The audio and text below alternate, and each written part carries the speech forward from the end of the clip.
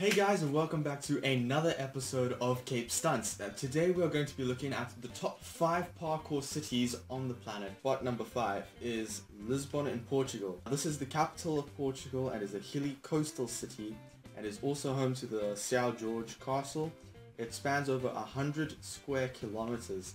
Now, Lisbon is really an amazing spot for parkour. Just from watching this short little clip, Lewis Elkman did this one in Lisbon, Portugal, and he's just an awesome freerunner, so definitely go and check out his video, link in the description. Which, by the way, all the clips in this video are from, we'll have links to the channels down in the description and to the exact videos, so go check them out, and you'll probably love those guys. So many different descents and just places to go here.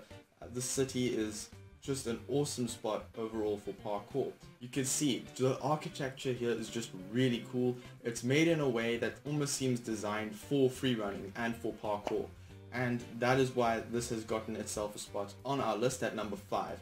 Now, spot number 4 on this list is going to have to be Beijing, which is in China. It is the capital, again, it's another capital, 3,000 years old, and has this amazing balance of ancient architecture along with the modern architecture. It's the biggest city on this list and it beats everything by far.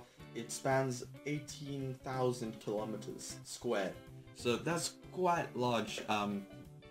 For you guys who do miles, sorry, I can't help you with that. From watching this short video by Ronnie Street Stunts, you can just see like the architecture, this old kind of a thing just blends with the new stuff.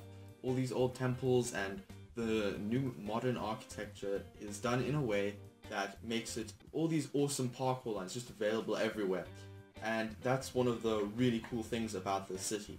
And number 3 on this list is Santorini, Greece. Now, this is where Red Bull hosts their Art of Motion. You might be wondering why this one is not number 1 on the list, because it is just an awesome place with all of these rooftops and buildings that I've made to go sort of in a downhill way, and all these blocks, and it seems designed for you to jump from one to another. Now, the reason why it isn't here is more for a cultural point on parkour. So parkour culture itself is much richer in the next 2 places that I'm going to mention. But this one got number 3 easily just for the way that it's designed overall. In this clip here, you'll see just how good it is. All these buildings that are just designed for you to be jumping. It's literally just everything's so close together and packed together, and it's all going downhill for the most part because it's got these 2 coastal cities. It's part of the Cyclades Islands as well at the Aegean. Wait, let me Google that. Aegean Sea. Okay, so there are 2 main towns in Santorini that overlook the ocean and are designed for the sorry.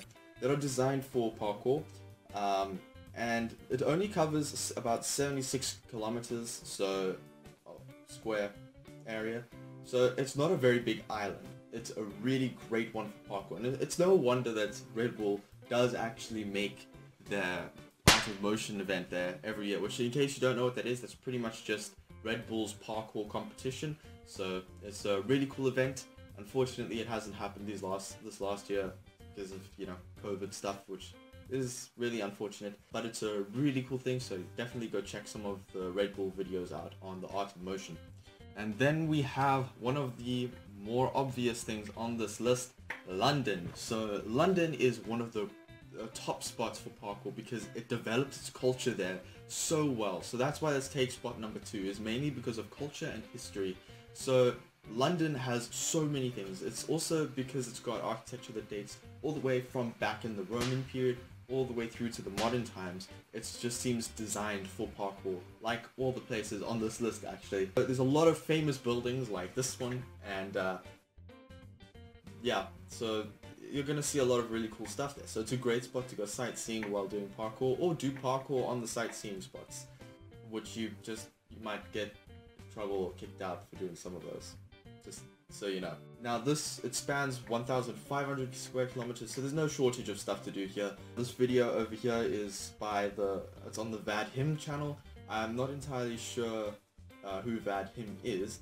It's quite a small channel as well still. I say that and we're even smaller, but still. These guys are really cool with what they do. You can see there's a lot of really cool stuff. Now London also has parkour parks, and it was the UK was the first, I suppose, collection of countries or country. I don't know if it's a country or collection of countries, but they were the first ones to make parkour an official sport.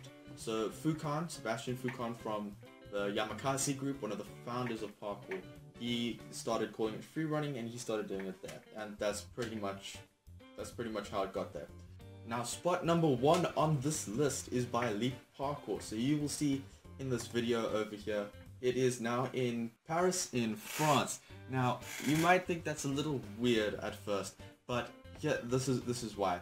So it's obviously Paris is the capital of France, and it's the center for art, fashion, alien antennas, and croissants. So now you've got things like, got the architecture there, the Gothic architecture of the Notre Dame, for example, and the Eiffel Tower is obviously a really cool spot. Obviously they kick you off climbing the Eiffel Tower, you're not allowed to do that, but still, it's a really good spot. Now the reason why it's at the number 1 position, it was kind of going between Paris and between London for this. And the reason is because it's the birthplace of parkour. Parkour was developed there the way that it is today by the Yamakasi group in the south suburbs of Paris, and it's there that parkour really started developing with the Yamakasi group. So many of the spots there you just have to go and see for yourself. It's a really good spot. If you haven't seen the Yamakasi documentary, by the way, I highly recommend going and checking that out. You can just see from also the architecture here being as old as what it is, it's just an amazing spot for parkour to have developed, and it was perfect training ground for those guys who started off.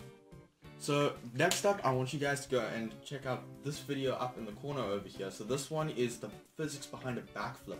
So if you guys want to know how a backflip actually works, go and check out this video. It is really good. It kicked off really well, so I'm really glad about that. But go check out this video, and yeah, we'll see you in that one, guys. Also subscribe before you go. Subscribe here down at the bottom. Click the thing down in the bottom, right down here. Click it now.